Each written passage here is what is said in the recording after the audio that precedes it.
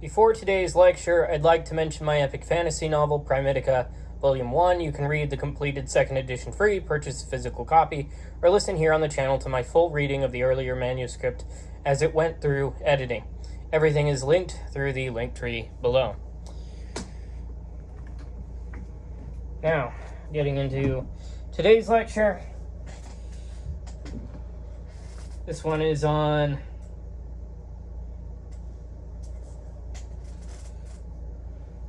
Chapter 9 from Shapiro's book on the philosophy of mathematics, titled No, They Don't, as in no numbers don't exist.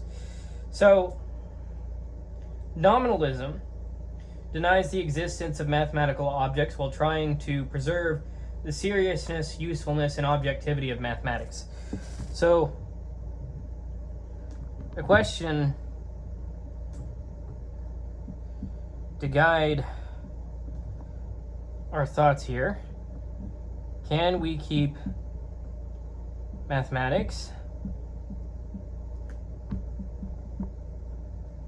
without believing in mathematical objects?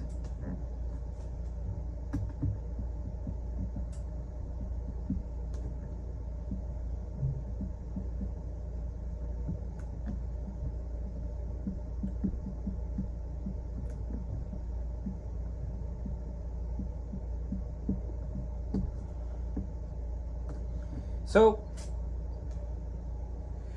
the guiding contrast in between realism and nominalism is the following. Realism, you have numbers, sets, functions, those exist.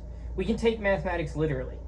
We have an easy case of semantics, but hard epistemology. For nominalism, no mathematical objects exist. We reinterpret or fictionalize mathematics.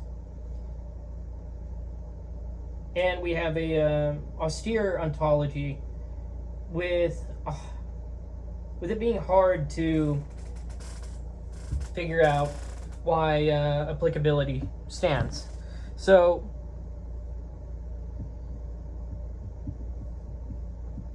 realism must explain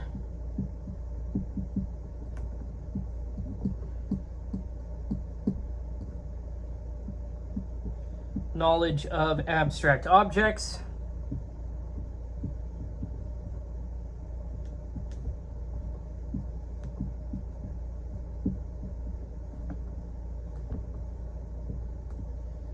Nominalism must explain why mathematics works without them.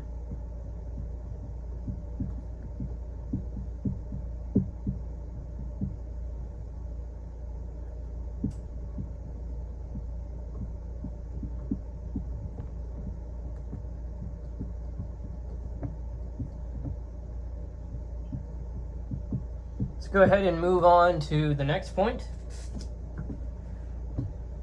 Well, the first point.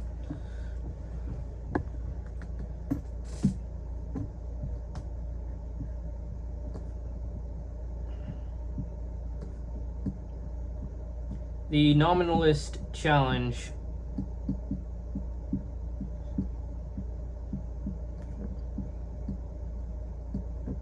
So the chapter is not about rejecting mathematics as useless. The nominalist accepts that mathematics is important in science and inquiry. What the nominalist denies is the existence of distinctly mathematical objects. No numbers, no sets, no functions as abstract objects, no mathematical realm. The nominalist's task is to explain mathematics without committing us to such objects. Nominalism is anti-realism in ontology, not necessarily hostility to mathematics. So let me just write this. To them, mathematics is useful. Does not imply mathematical objects exist.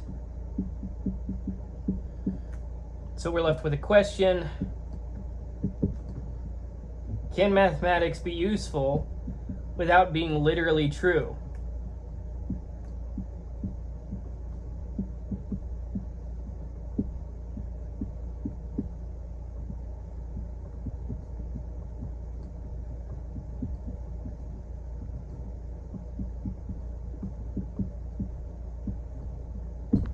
All right, let's move on to the next point.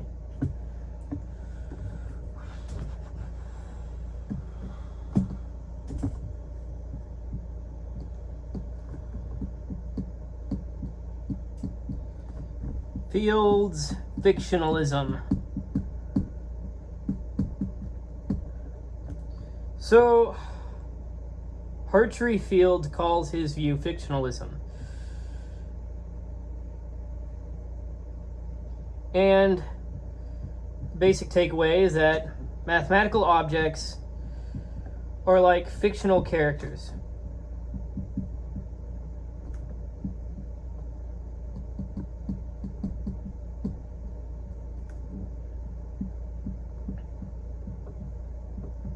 Right, so the number 3, the empty set, and the real numbers have status. Have a status like Oliver Twist.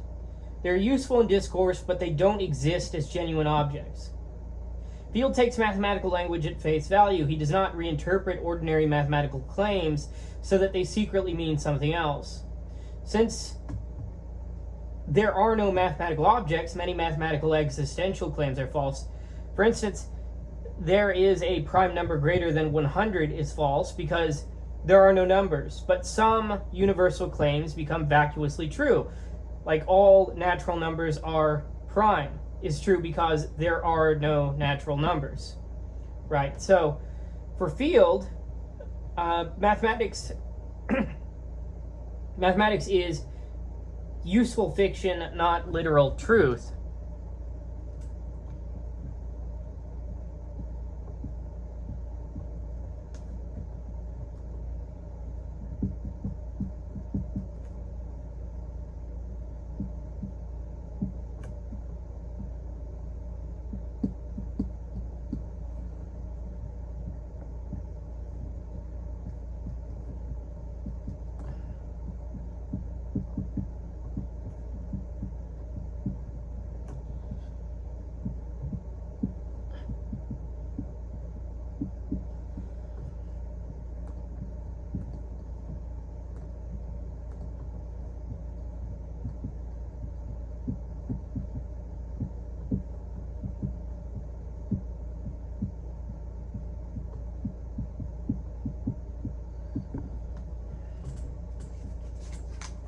All right, let's go ahead and move on to the next point.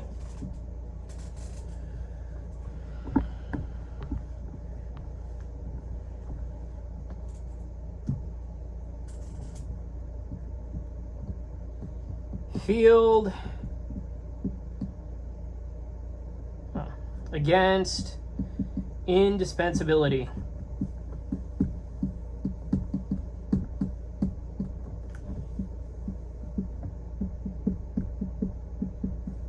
So, Field thinks the serious argument for mathematical objects is the Quine-Putnam indispensability argument.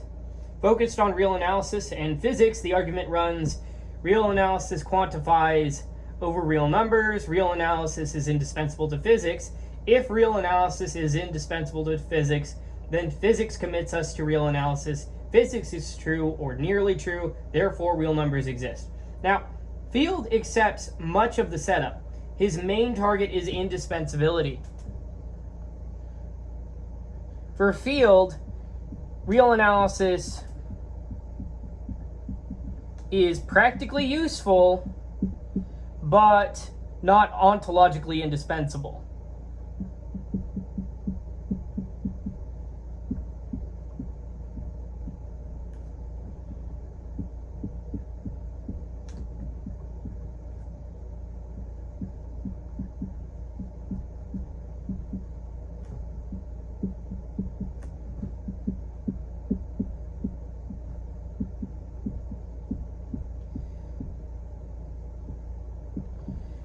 Field's strategy is to block the move from science uses mathematics to mathematical objects exist.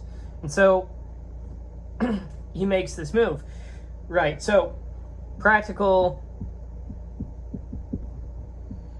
necessity is not equivalent to ontological necessity.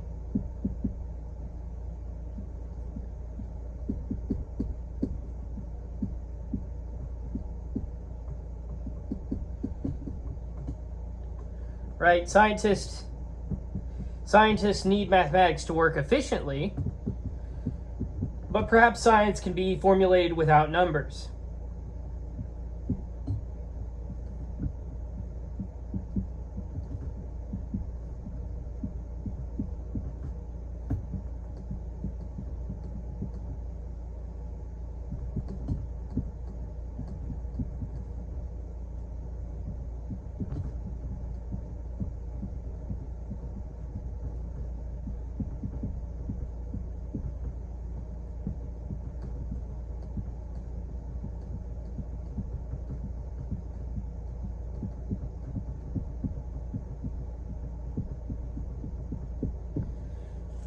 All right, let's move on to the next point.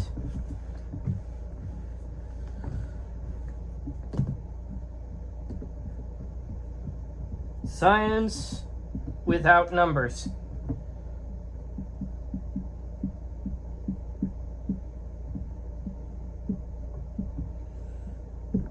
Field's project is to formulate physics without reference to mathematical objects. Science without numbers, right? So a nominalistic language counts no quantification over abstract objects. No real numbers, no sets, no functions, no mathematical magnitudes as objects. Field develops a nominalistic version of Newtonian gravitational theory. Instead of real numbers, he uses space-time points, space-time regions. He treats these as concrete physical entities rather than abstract mathematical objects. Field does not make physics vague. He tries to make physics rigorous in a synthetic, number-free language. So you'd have something like ordinary physics,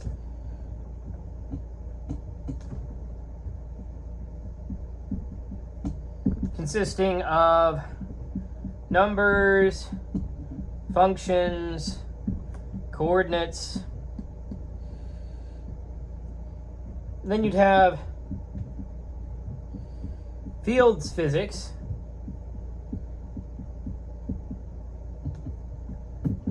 which would consist of space-time points and regions. Which, I mean, good luck doing that without any of the three mentioned, but, you know, that's the goal. Well, the goal, more particularly, is physics without mathematical ontology. All right, so let's go ahead and move on to the next point.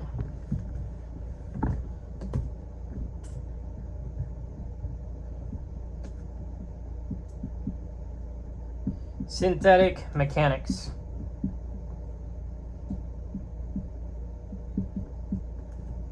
So,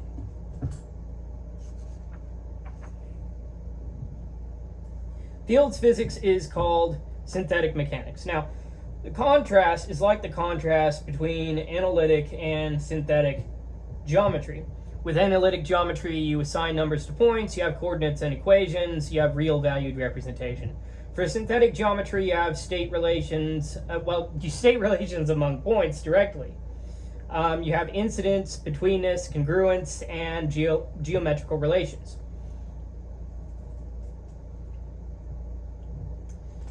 Now, if you look at the book, you'll see figure 9.1, and what it will show is Euclid's version of the Pythagorean theorem. The square of the hypotenuse is equal to the square on the other sides. Now, the theorem is presented synthetically. It's about squares drawn on sides of a rectangle, not about multiplying and adding real numbers. Now, Field wants a similar strategy for mechanics. Field's nominalistic physics is not anti-geometrical. It's closer to Euclid than to coordinate geometry. Right, so with Euclid, you have squares on sides, not a squared plus b squared equals c squared. And for Field here, you want physical relations directly. Now there's a joke there, but not numerical measurement.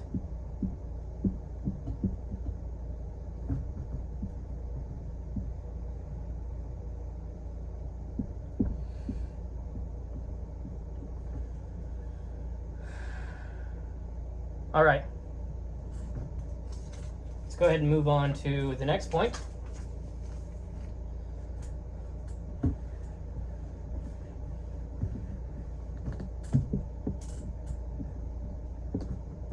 The cost of Field's ontology.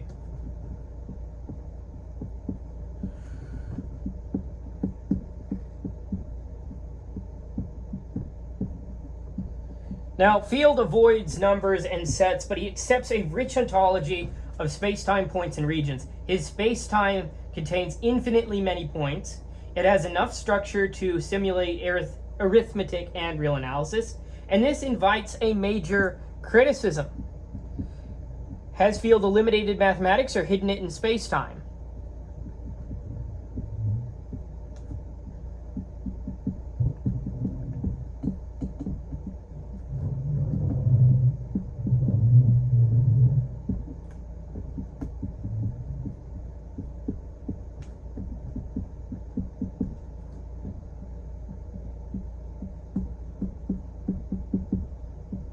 Now, Field replies that the objection to numbers is not that there are too many of them or that they have a rich structure. The objection is that numbers are abstract. If space-time points are physical, then their number and structure are not nominalistically objectionable.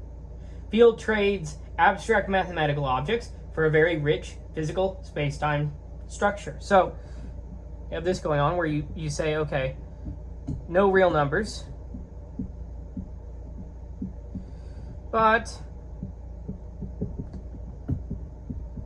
infinitely many space-time points and regions.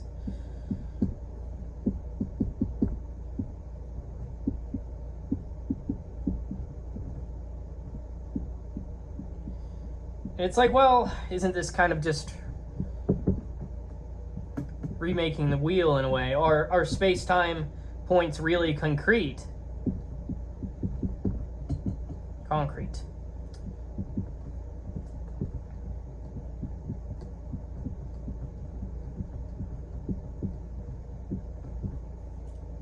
Let's go ahead and move on to the next point.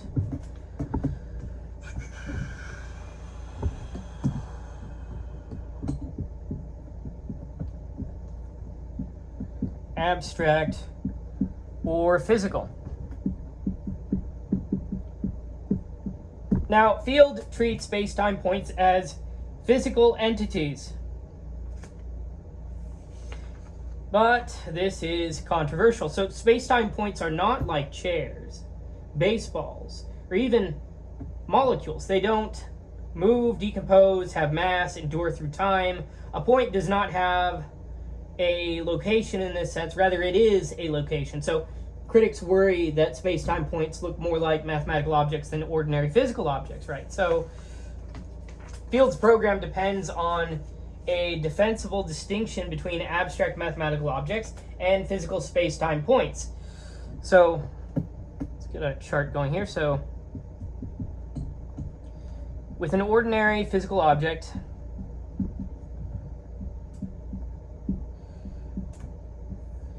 you can see, okay, it moves, it has mass or extension, it's located somewhere, right? And so it's a bit of a problem whenever you have space-time, space-time, you have a space-time point and you say, okay, it doesn't move, it has no mass or extension, and it's a location, and yet you try to say that it's not abstract. It's not as abstract as the mathematical objects which you were against to begin with, right? So is this concrete enough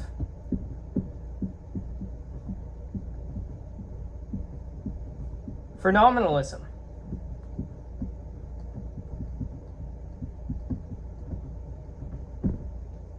All right, let's go ahead and move on to the next point.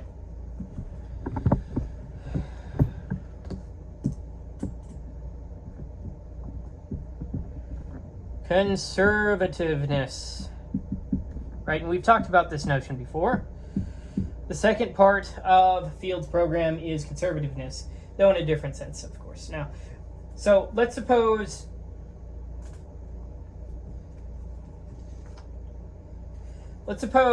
N is a nominalistic science.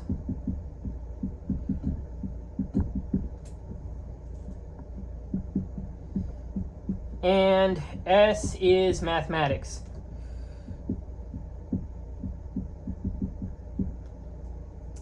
Now, Field wants to show that adding mathematics to N yields no new nominalistic consequences.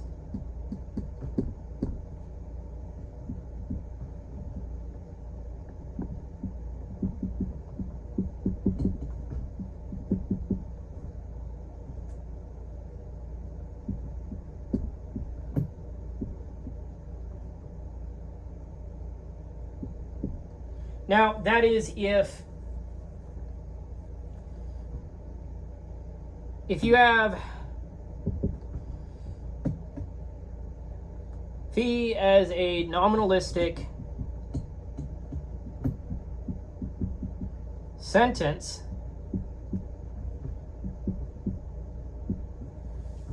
then by n plus c we have phi, but only if by n phi holds. So if this works, then mathematics is dispensable in principle. It may shorten derivations, organize reasoning, and help scientists discover consequences, but it doesn't add new physical content. So for Field, mathematics is an instrument for deriving nominalistic conclusions, not a body of literal truths about real objects.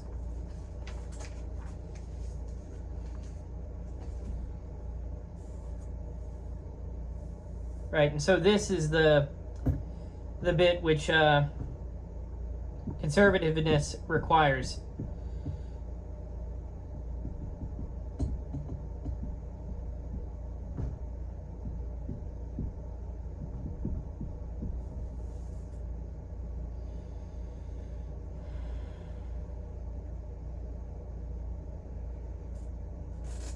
Let's go ahead and move on to the next point.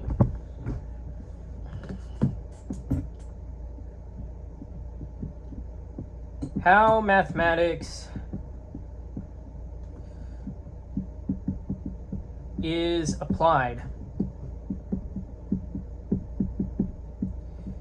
So Field explains mathematical application using abstract counterparts. We start with nominalistic physical claims, right? So it's like, okay,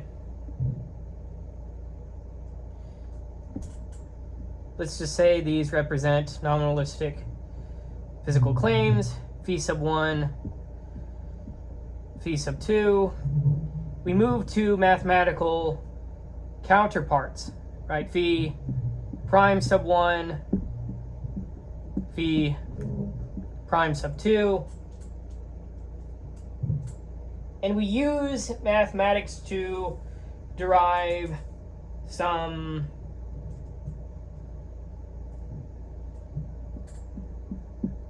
psi prime. And then we translate it back to a nominalistic conclusion. Whoops. Which would be psi. Or rather, so say you had phi of 1, phi prime sub 1 plus, well, you had phi prime sub 1, phi prime sub 2, plus psi prime, and then from psi prime, you go to psi.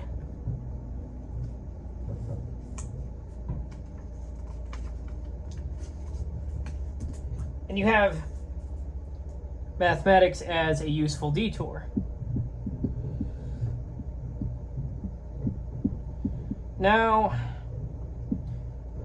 by conservativeness, if the mathematical route gives a nominalistic conclusion, that conclusion was already implicit in the nominalistic theory. So mathematics functions as a representational shortcut, right? So it helps us reason about physical structures through richer abstract structures.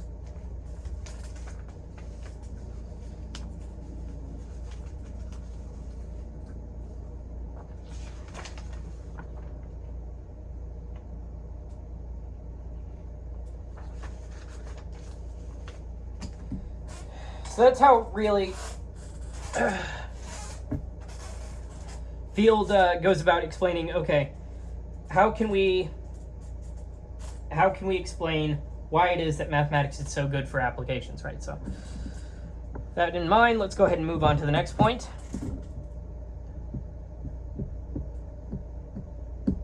The Hilbert-Field analogy.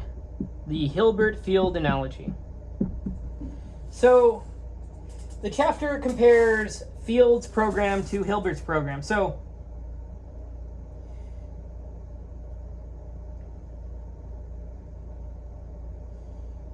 for the Hilbert program, we have as a basis, okay, let me just write this down. So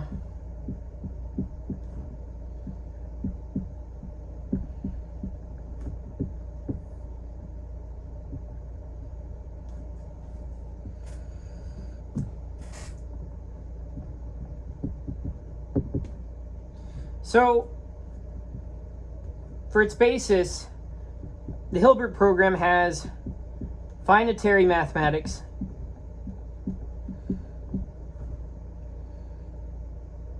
the instrument which it uses is ideal mathematics. And what we need is consistency. That's the goal. That's what we're searching for.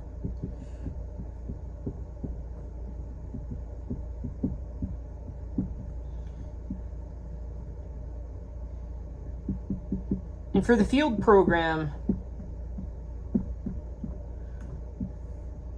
we have as our basis nominalistic science.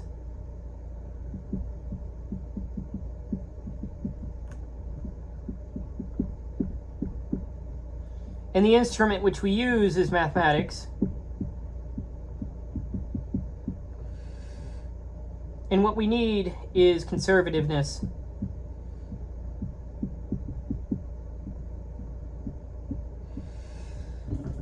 So it's like, oh, okay, putting aside the space-time points that we were looking at earlier. Like, that's just sort of a thing to show that, okay, we don't, from Field's perspective, it's like, okay, it's not that this thing is ontologically necessary, because you could equally have something which is as ontologically, well, you could have something that takes its place, I guess you could say, within that perspective, right? So with that in mind, okay, what do we want for that? Well, we want it to have that property of conservativeness, right? So this is one of the clearest ways I think to understand Field. Now, Hilbert wanted ideal mathematics to be a safe instrument for deriving finitary results. Field wants mathematics to be a safe instrument for deriving nominalistic scientific results. So Field is doing what Hilbert tried to do for mathematics.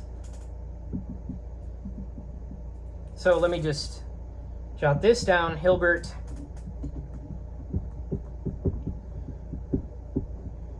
ideal math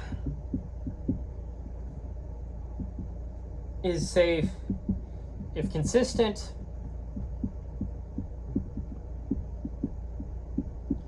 for field math is safe if conservative.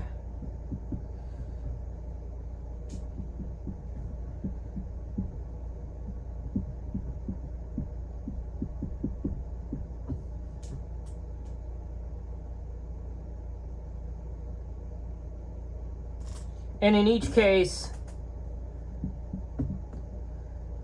the instrument must not corrupt the basis.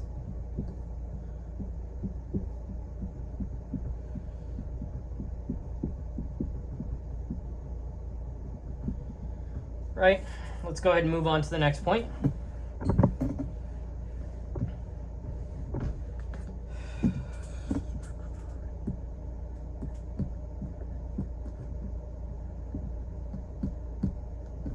Incompleteness worries.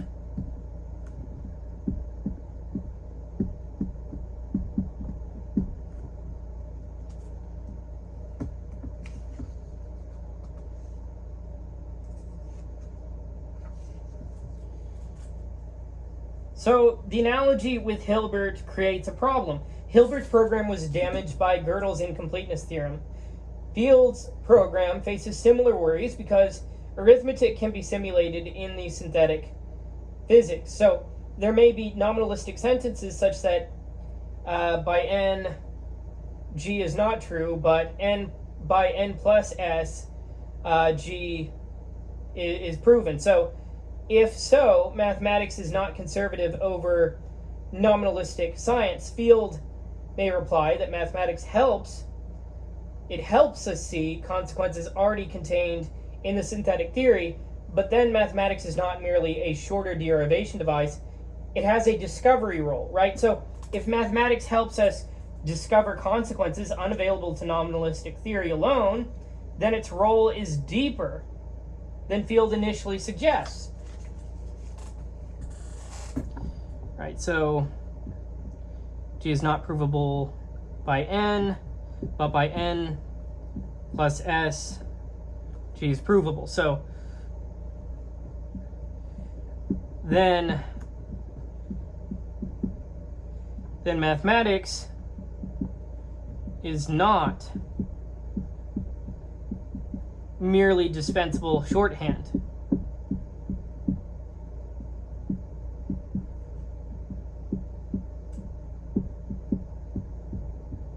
Right, if it has some weight to it that's going on here that allows us to hold this thing, G, right, then it's not just a matter of representation. So let's go ahead and move on to the next point.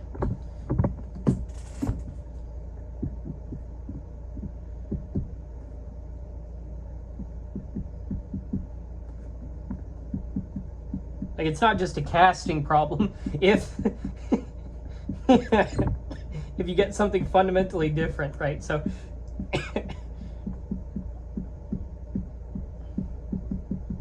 so even if Field's nominalism fails, his program is valuable because it clarifies mathematical application. Now, Field distinguishes intrinsic explanations from extrinsic explanations, right? So for intrinsic explanation, you have that it doesn't depend on coordinates, units, or arbitrary representation. Extrinsic explanation uses richer mathematical representation. So an intrinsic explanation is formulated directly in terms of the physical structure. An extrinsic explanation uses real numbers, coordinate systems, functions, and other mathematical tools. So Field's work helps explain how mathematical structure represent, how those structures represent physical structures, even if one rejects his nominalism, right? So let me just write this. Intrinsic. Oops. Ooh, that's annoying. Okay. Intrinsic physical structure itself.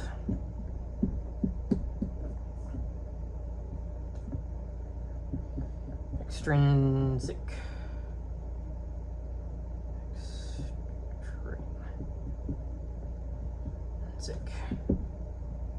representation by mathematics.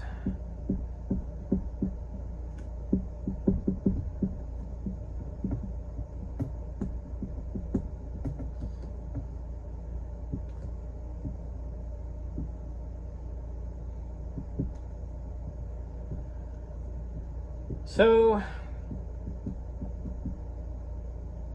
we're left with this very neat question. Do extrinsic explanations reveal something real? And it really does look like it, right? So, but anyways, do they reveal something real?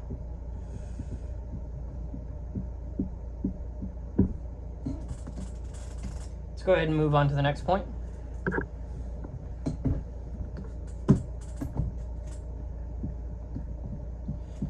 Chihara's modal construction.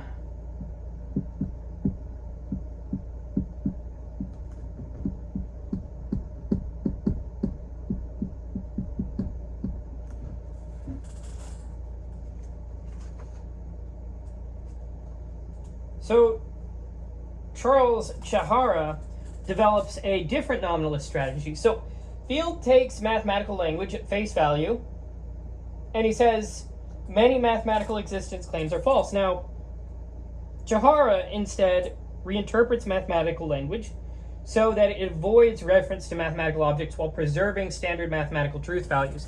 His key move is to say, okay, let's replace sets with possible open sentences.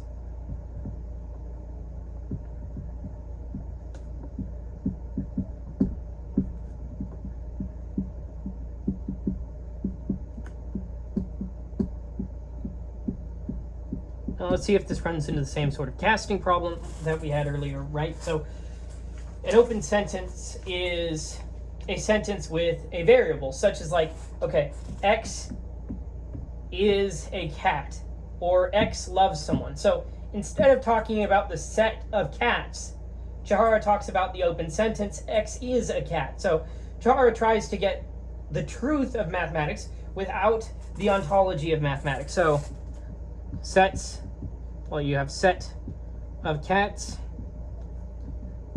Instead of that, you have open sentence, X is a cat. Instead of set membership, you have a satisfaction of the open sentence. You have the satisfaction of the open sentence. Right, so let's go ahead and move on to the next point.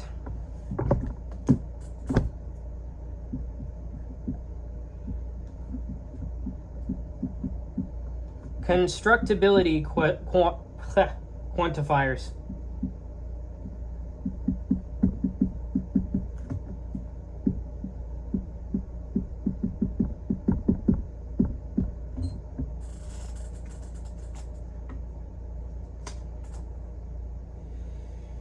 So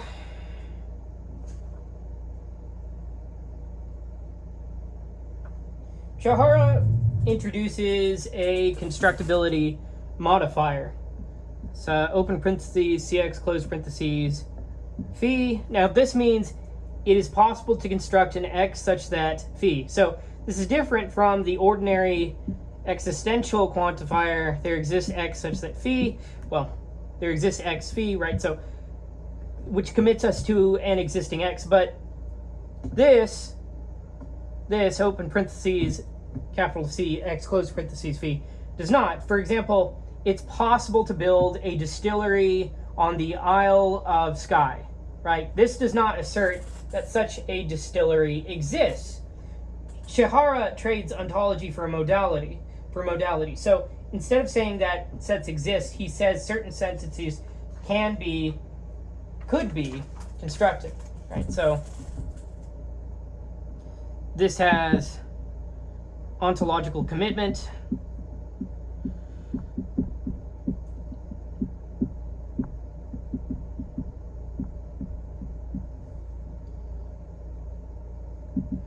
Versus this, which has possible construction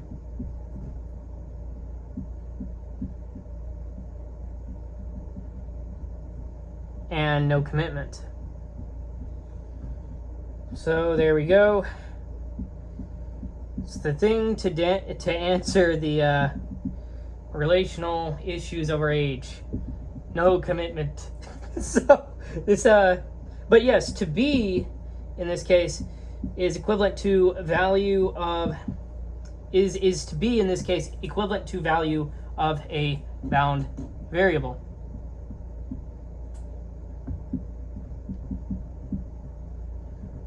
All right, so let's go ahead and move on to the next point.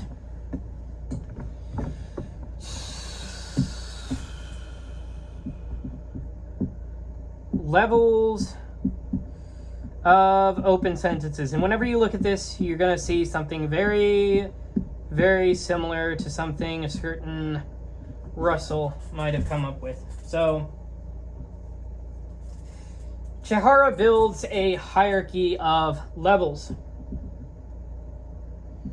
So you have level 0, 1, 2, 3, and you have variables ranging over different sorts of objects according to their level. So at level 0, you have ordinary objects. At level 1, you have open sentences satisfied by ordinary objects. Oops. Right, and then for level 2, you have open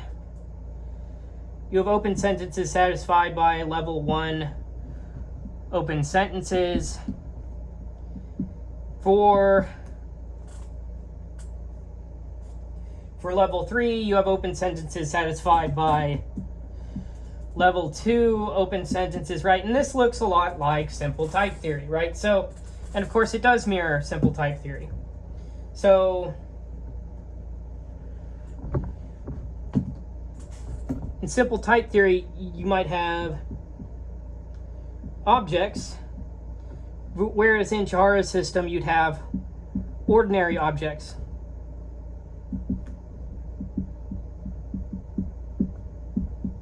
Right, and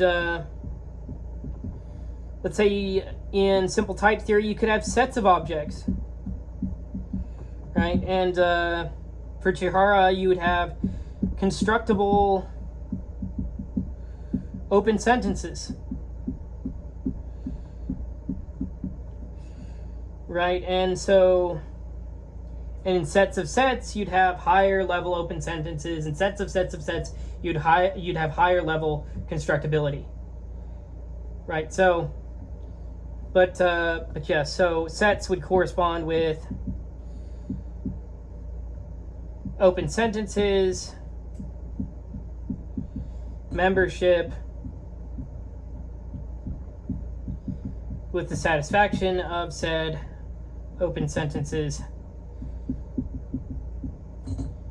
existence determined by constructibility, well, corresponding with constructibility. All right, let's go ahead and move on to the next point.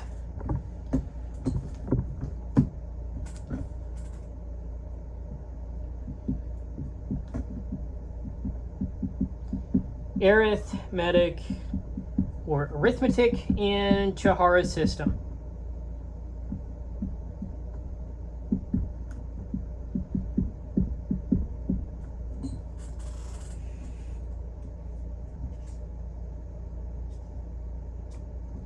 So Chihara can reconstruct arithmetic using open sentences. In Frege and Russell, the number 4 is connected to the class of all 4 membered classes. So 4 is equal to the class of all 4 membered classes. So in Chihara's system, the role of 4 is played by an open sentence satisfied by all and only the level 1 open sentences that are satisfied by exactly 4 objects. So 4 corresponds with constructible open sentence for 4 object open sentences. So this preserves much of ordinary arithmetic while avoiding commitment to numbers as objects.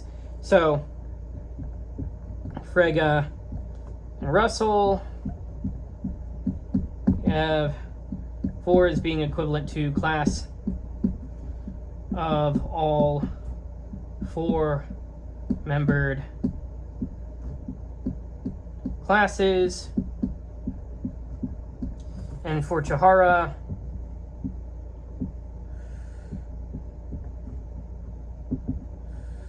you'd have 4 as equivalent to role played by a constructible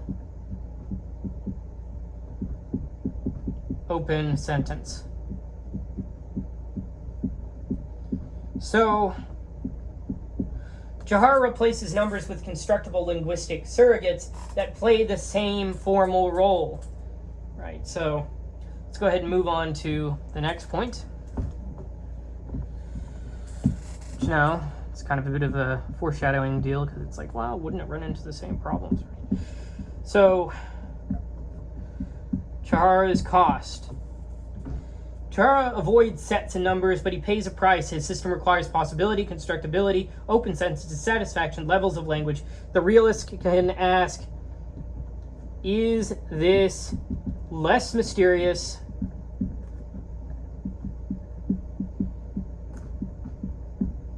than believing in sets, right?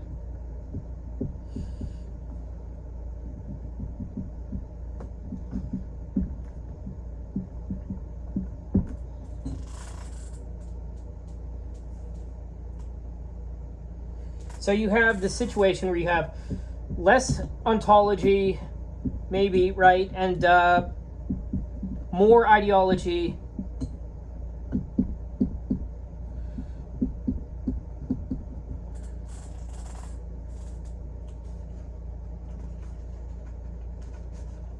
and you have no sets, but modality plus satisfaction plus constructibility, right? And you know, that's why that question which a realist might pose is so cutting, I guess you could say, so precise, so damning. No, but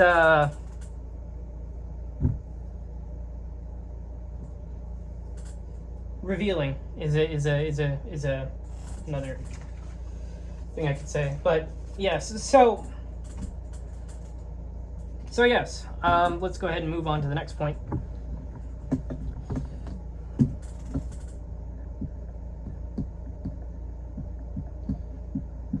Burgess and Rosen, which, by the way, this guy, he's one of the authors of, I think, what is it, Computability and Logic, which is a cool book that I'm looking at. But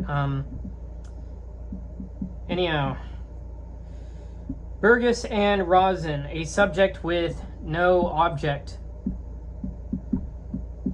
So Burgess and Rosen's title captures the issue, which is that mathematics would be a subject with no object.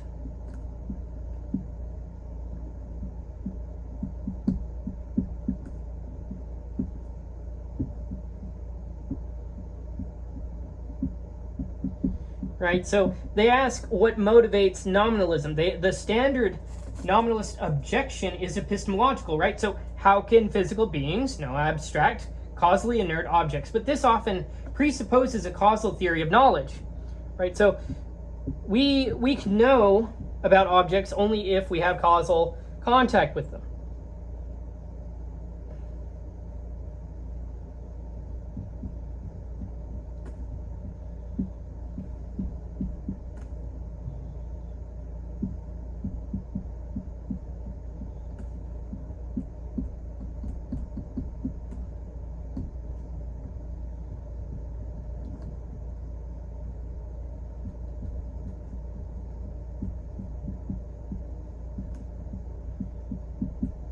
So Burgess and Rosen, I think, rightly point out that this principle needs argument. So we have the situation where the nominalist is like, okay, let me just write this.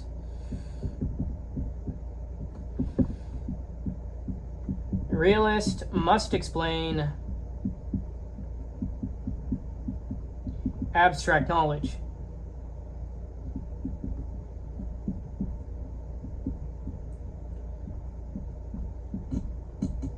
A realist may counter nominalists must justify causal constraint.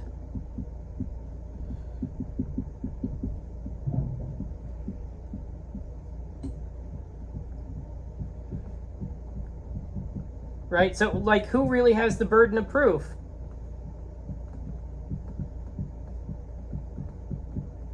The nominalist often shifts the burden to the realist, but the nominalist's own causal epistemology is not obvious.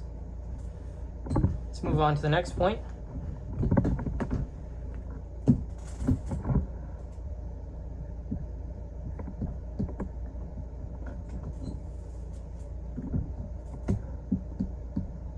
Burden shifting. So at the level of stereotypes, each side claims the high ground. The nominalist says abstract objects are unknowable, so realism needs a special epistemology. The realist says mathematics is part of our best science, so nominalism needs a reason to revise science. Of course, a particular type of realist, right? So I said stereotypes, right? So each side claims the other has the burden of proof.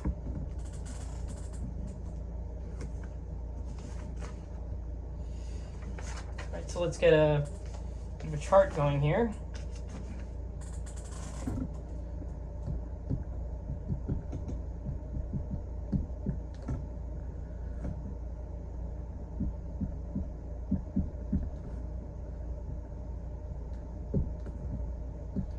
So the nominalist burden on realist is, okay, explain to me, well, explain knowledge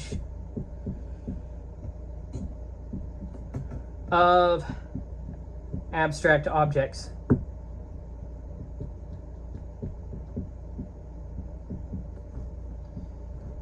And avoid mysterious intuition.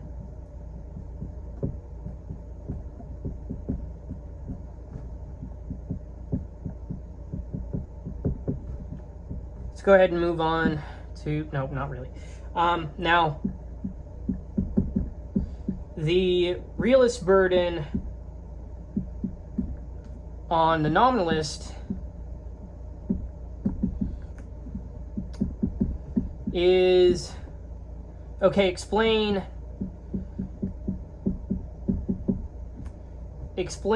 why science must be revised.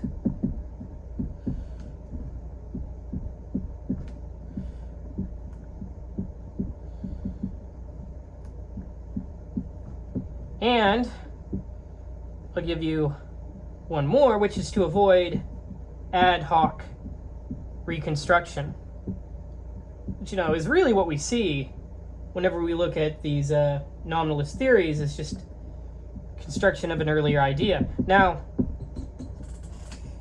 much of realism or nominalism dispute turns on who has to justify their starting point.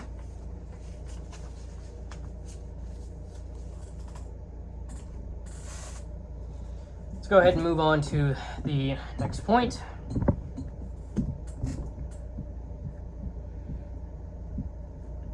Revolutionary nominalism.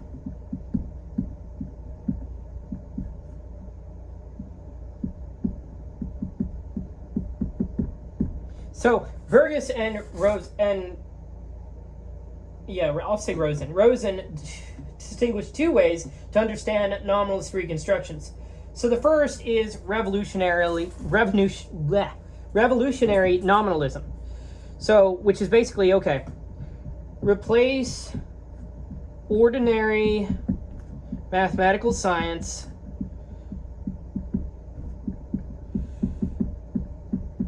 with nominalistic science. You want to basically rebuild this thing from the ground up, right? Now, but on this view, scientists should stop using ordinary mathematical physics, and use the nominalistic reconstruction instead. Ha ha. Now, the problem is that scientists have no obvious reason to do this, right? So nominalistic reconstructions may score better on a certain economy of abstract ontology, but they often score worse on familiarity, I always mess up in pronouncing this word, perspicuity, now fruitfulness, and ease of use. Now, so this revolutionary nominalism basically would say, okay, scientists, you need to listen to what I say. You should you should change theories on what I say because my mind and the way I do things is so much more important. No, but the problem with this is like, well, why? Why would science prefer this? Why would science prefer nominalistic theory?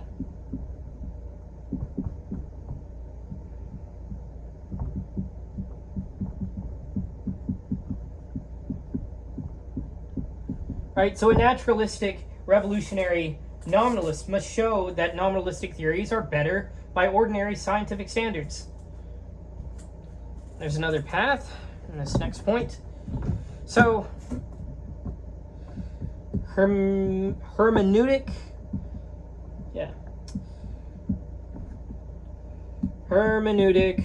nominalism. So, the second option is hermeneutic nominalism, which is okay, ordinary mathematical science.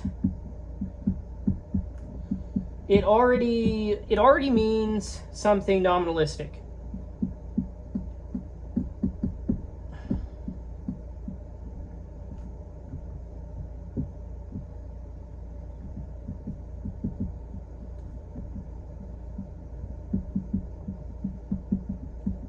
So on this view, the nominalistic reconstruction gives the hidden meaning of ordinary mathematical discourse. So let's say we had P. So let P be an ordinary mathematical scientific statement. Let P prime be its nominalistic reconstruction. The hermeneutic nominalist says, okay, P really means P prime.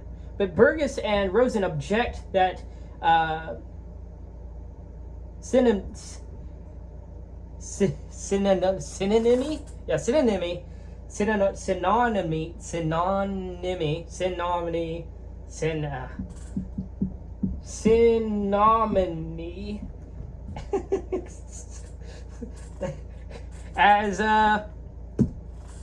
as symmetric. So if P and P prime really have the same meaning, then the realist can say, okay, P prime has the same ontological commitments as P. So the nominalist needs an asymmetry. P prime gives the deep structure of P, not vice versa. And that's a difficult semantic claim. So you have, okay, let's say you have P is equal to ordinary mathematical claim. And you have P prime as nominalistic reconstruction.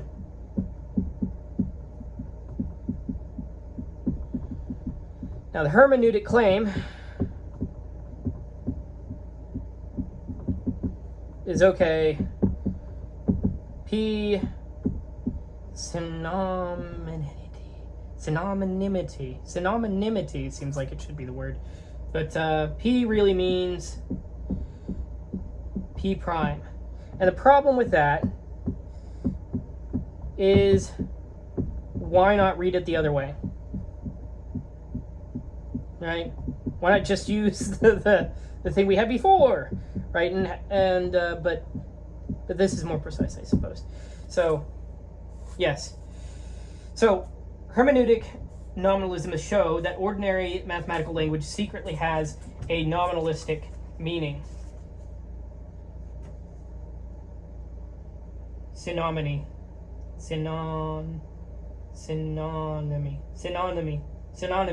There we go. I'm saying it correctly. Synonymy. Okay, let's go ahead and move on to the next point.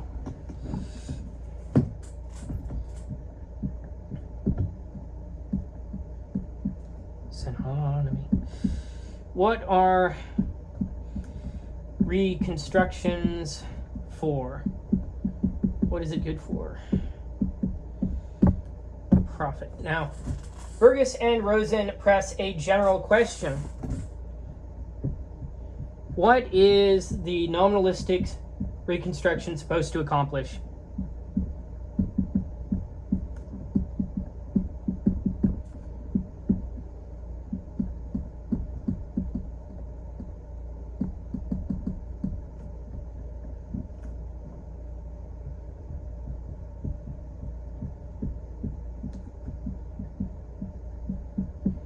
Right, so is it supposed to replace scientific practice?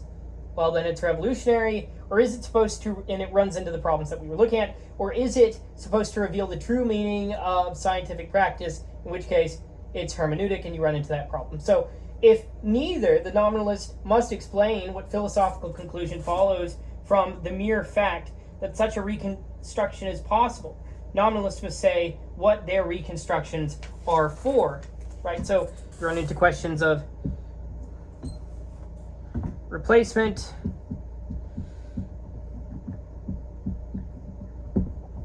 interpretation,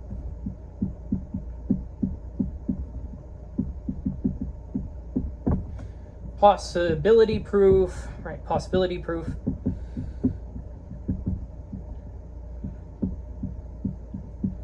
Right, so it's like what is the philosophical moral?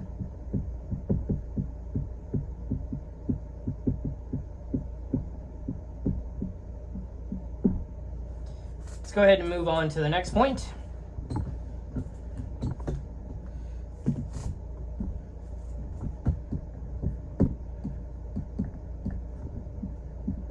Zuni. Sounds like the name of a really cool toy. The Microsoft Azuni. No, I don't know. Azuni, practice and reference. So the addendum introduces Jody Azuni. So Azuni focuses on reference and mathematical practice. So he suggests that mathematical reference is fixed by practice, postulation, and grammar language, right? So a wide branch of mathematics is not identified with one fixed postulate system. Instead, it corresponds to an open-ended family of postulate systems adopted by mathematical and scientific communities. He shifts attention from metaphysical objects to mathematical practice and the way reference functions inside that practice. So you have branch of mathematics is not equivalent to this. You can sort of see this runs into problems, but single postulate system. A branch is rather equal to an open-ended family of systems.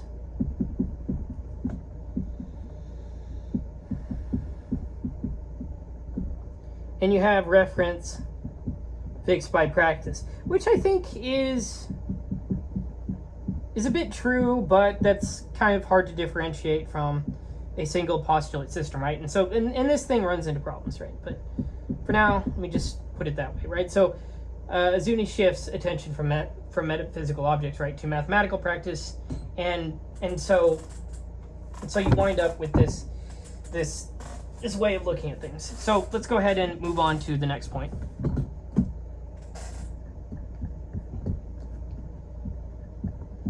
Thick, thin, and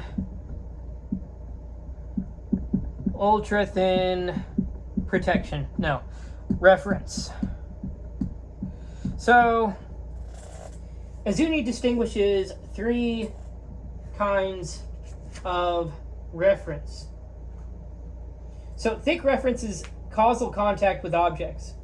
Thin reference is reference through theory organizing experience, and ultra thin reference is reference by pure posit. Sort of getting at a way of saying, okay, how concrete is this thing?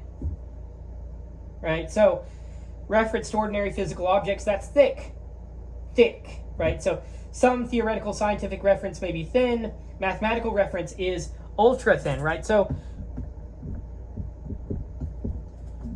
mathematical terms refer by posit, not by causal contact. Okay.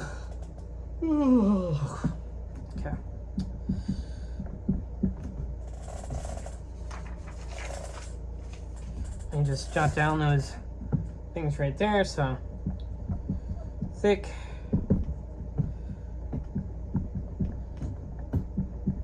physical object reference.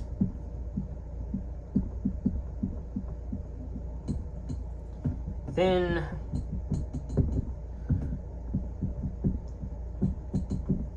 scientific theoretical reference. And ultra thin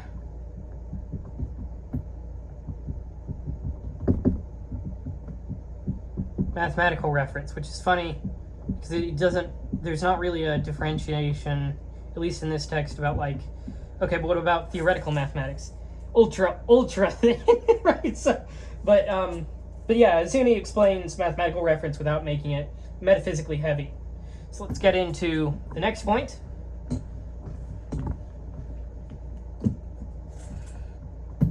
Running out of marker, running out of ink in this marker. Balaguer's stalemate, which I think this is a really good point. But, so Mark Balaguer argues that there is one defensible realism and one defensible nominalism.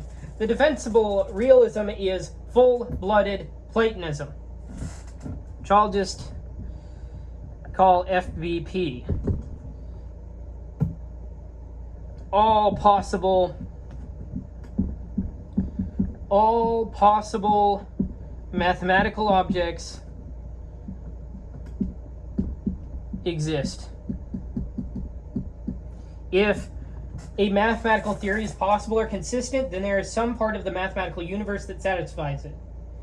So, and so consistency implies existence. Now, this resembles Hilbert's slogan, right? If the axioms are consistent, then the objects exist, right? So the defensible nominalism is field style fictionalism.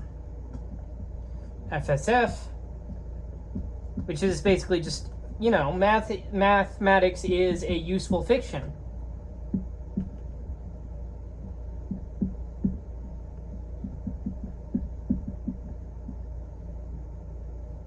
Right, and so let me just chart this down.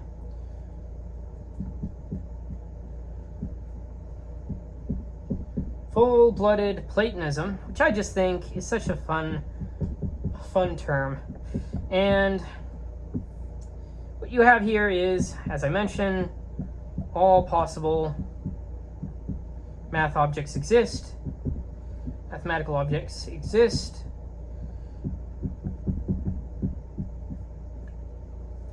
And consistency implies existence.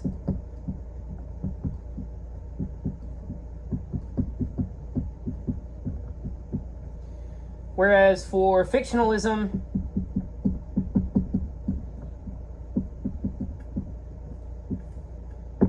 no mathematical objects exist. All or nothing. And mathematics is useful fiction.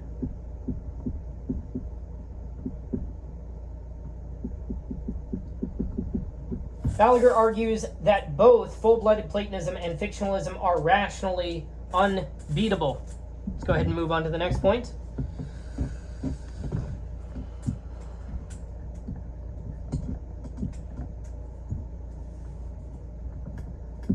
No fact of the matter, which is exactly just such a interesting point. So, So Balaguer, come on, that's a question mark.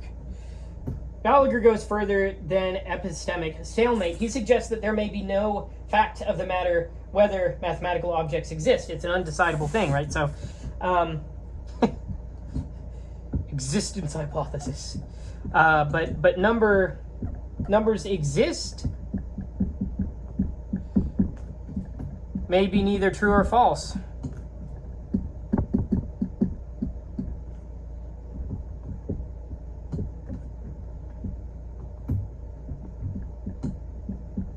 So the idea is that our use of language does not determine truth conditions for the sentence numbers exist. So the realism or nominalism, the realism nominalism dispute may be rationally undecidable because there is no underlying fact to decide.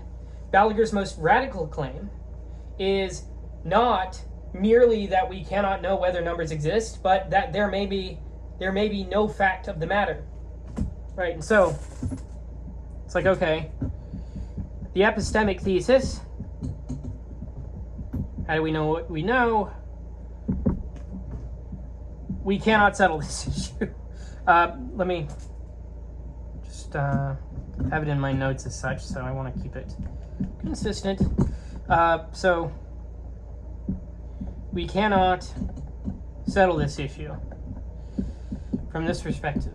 From this perspective, we cannot settle this issue. In fact, never, ever, ever.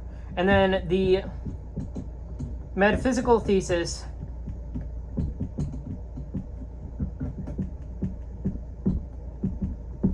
There is no issue to settle.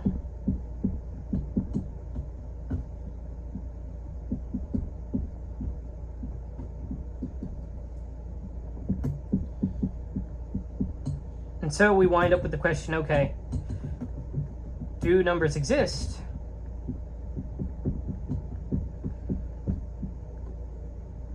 Can that statement even be true or false? Is it neither true nor false?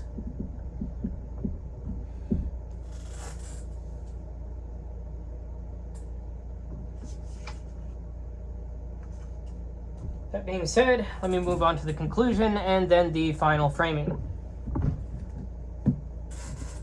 So, the chapter surveys several strategies for denying mathematical objects while preserving mathematics. Right, so, come on. It's almost there. I need another marker.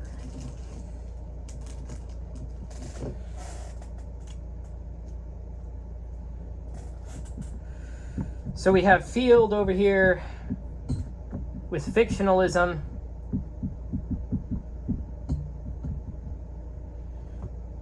It's like math is a useful fiction. It's a good story to read to my scientific children before they go to sleep at night. And it attacks indispensability.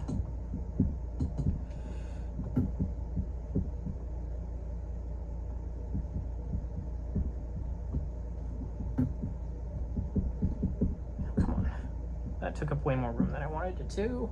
And then you have Chahara, who has this idea of modal construction.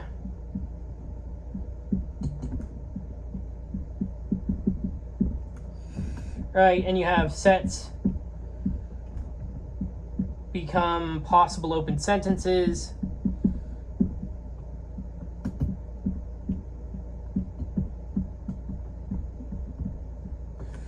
And you get this trade of ontology for modality.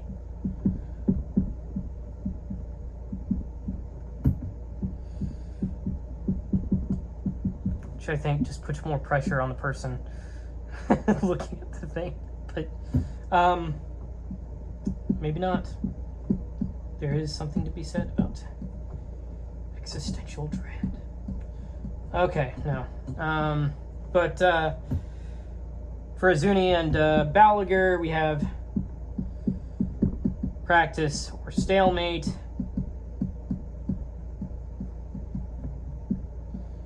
Reference or existence reinterpreted.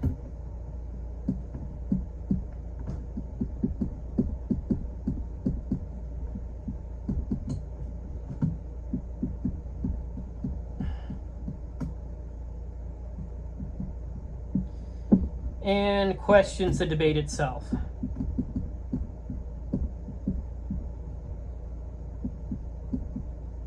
The position questions the debate itself. I debate the need for having this debate. Now, the main realist and nominalist just remain, right? The realism's problems, how do we know abstract objects? It's a question of epistemology. Nominalism's problem still remains, how does mathematics apply without objects? It's a question of applicability and reconstruction. So in the final framing, nominalism is a serious attempt to keep mathematics while rejecting mathematical ontology. It's not enough for the nominalist to say numbers do not exist. The nominalist must explain why mathematics works, how science uses mathematics, what mathematical statements mean, and what replaces mathematical objects. Nominalism avoids numbers, but it must replace them with something.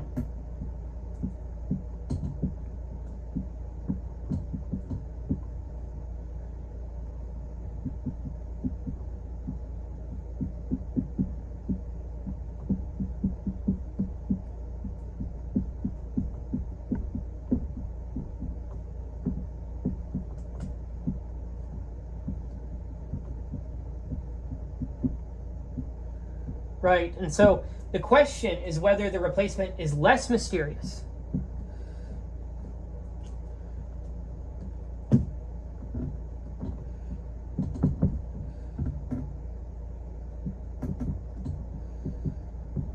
Than the mathematics itself.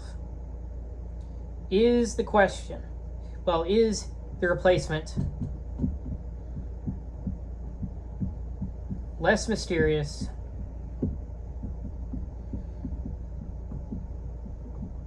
than the math itself?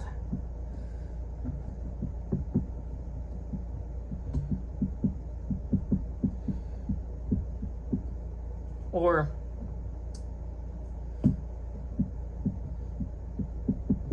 than the mathematics. All right, there's discussion questions and key terms in the notes. That is it for this lecture. See you in the next one.